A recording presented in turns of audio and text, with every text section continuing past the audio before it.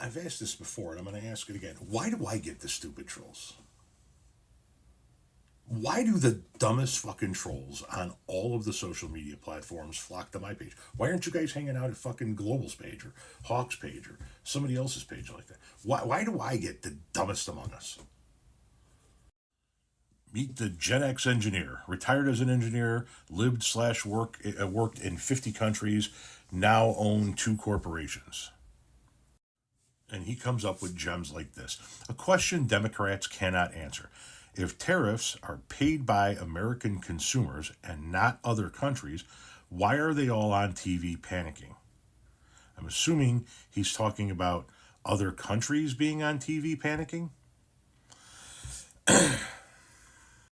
So if my assumption is accurate and he's talking about the countries being on TV panicking about it, the reason why they would be on TV panicking about it is because it's going to have a negative impact on their country's economies.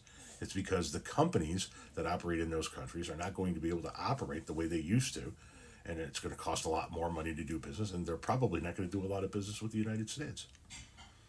It's going to have a negative impact on their economies. If you believe that countries are paying the tariffs to get products into this country, you're the dumbest owner of 2 corporations I've ever seen.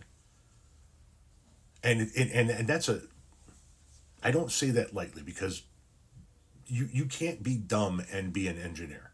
You have to have some level of intelligence to be an engineer. Yet here we are. This fucking imbecile still believes that countries, not the people importing the goods in the United States of America, are paying these tariffs.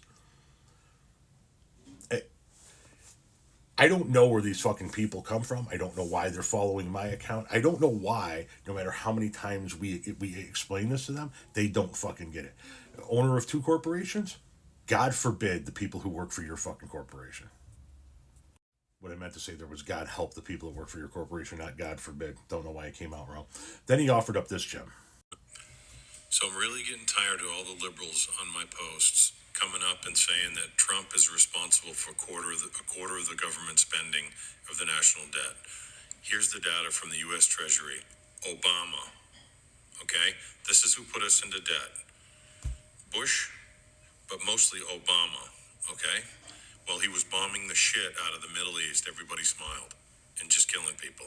Okay? Trump, right here. Okay, that's his growth. That's when COVID happened.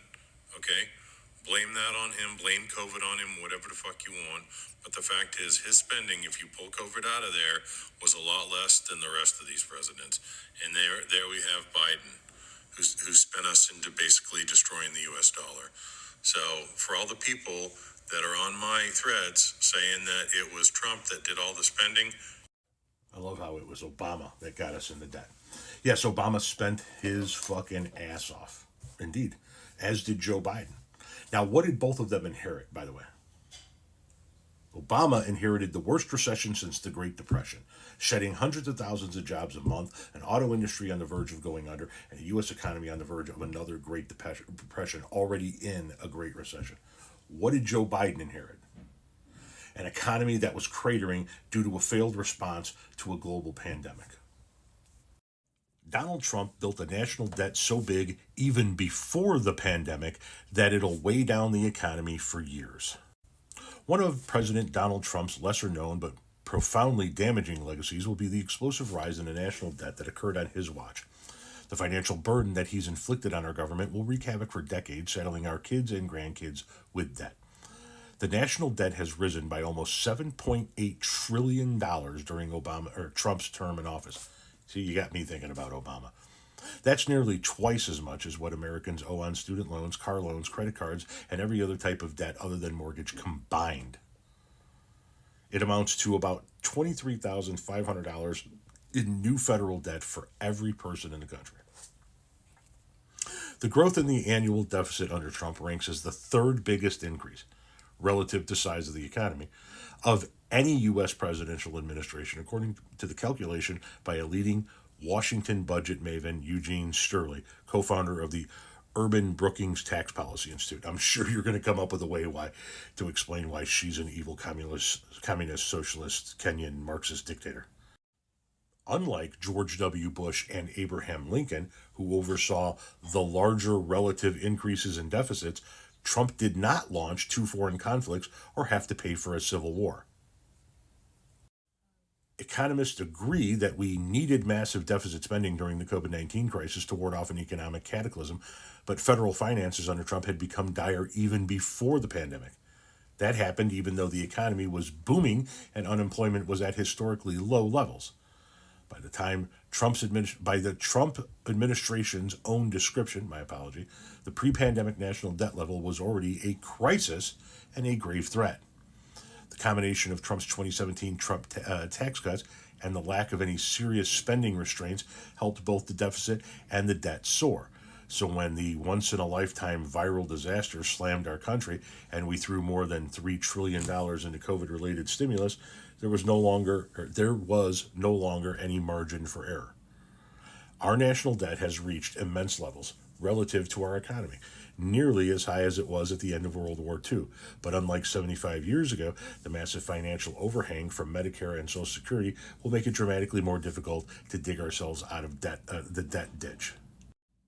Here's how much in dollars and percentage that we saw change in the debt. Under Franklin Roosevelt, who had all of that spending and all of those programs to bring us back from the brink. Then we had Wilson, then Reagan, then Bush, who started two wars while cutting corporate taxes immensely. Then Obama, who, let's keep in mind, had to pull ourselves out from what happened under George W. Bush, and unlike George W. Bush, actually put the cost of the wars on the budget.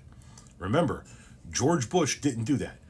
What we were spending in Iraq and Afghanistan was not accounted for on our books because he didn't want that to be part of the debt and deficit. Then there's H.W. Bush, and then there's Trump's first term. Just his first term.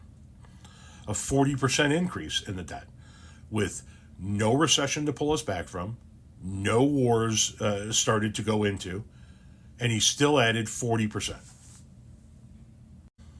Oh, by the way, there's Joe Biden 2 down after Richard Nixon, just in case you're having trouble reading that.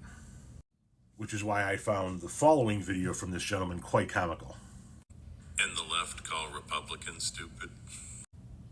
Yeah, we do.